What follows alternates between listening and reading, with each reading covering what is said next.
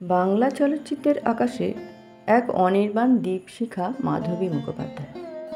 মহানগরের গৃহবধূ আরতি, চারুলতার জানলায় বসে দোল খাওয়া একাকিনী, কিংবা কাপুরুষের নিরুত্তাপ অথচ অনুচ্চারিত দুঃখভরা মুখ, সবখানেই তিনি হয়ে উঠেছিলেন সত্যজিৎ রায়ের ক্যামেরায় এক অবিনশ্বর প্রতিমূর্তি। টানা 3টি ছবিতে তিনি ছিলেন সত্যজিৎ রায়ের ছবির নায়িকা, কিন্তু এরপর হঠাৎ করেই থেমে যায় এই জুটি। প্রচলিত কাহিনী বলে পরিচালকের স্ত্রী বিজয়া রায়ের আপত্তি ছিল তার কারণ। মাধবীর স্বীকারোক্তি, তিনি ভালোবেসেছিলেন এক বিবাহিত পুরুষকে, যিনি তখন বাংলা সিনেমার মহিরুহ এবং এক সন্তানের জনক সত্যজিৎ রায়।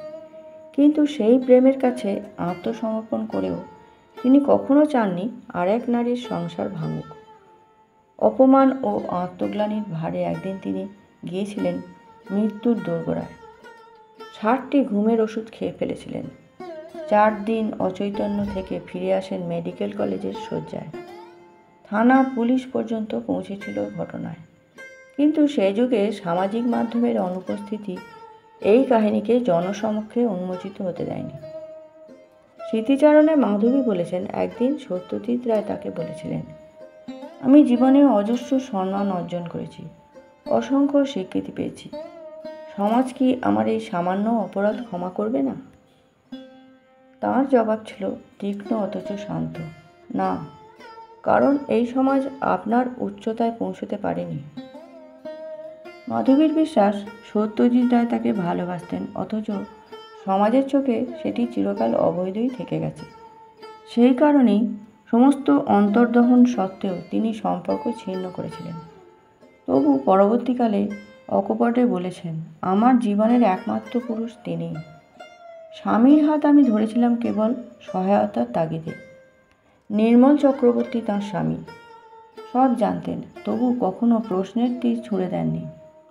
একবার নিতান্ত মৃদু রসিকতায় মেয়েদের উদ্দেশ্যে বলেছিলেন, তোমরা কি জানো তোমাদের মায়ের প্রেমিকের নাম কি? সত্যজিৎ রায়ের মৃত্যুর পর গভীর আক্ষেপে দগ্ধ হয়েছেন মাধবী মুখার্জি। হয়তো তিনি আশা করেছিলেন অন্তত কিছু যোগাযোগ বজায় থাকবে, কিছু সান্ত্বনা, কিছু সহমর্মিতা। কারো ক্ষতি করে না, বরং মৃত্যু পথযাত্রী মানুষকে জীবনের শক্তি ফিরিয়ে দেয়। আমার উচিত ছিল সেই কথা বলা।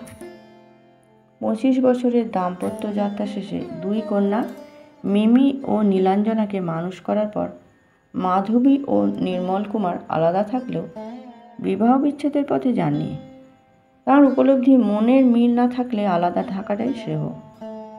আজও বাঙালির স্মৃতিপটে সত্যজিৎ রায়ের চারুলতা কেবল এক চরিত্র নয়, তিনি এক জীবন্ত কাব্য, যার পংক্তি আজও থমকে আছে জানলার ধারে দুলতে থাকা দোলনায়।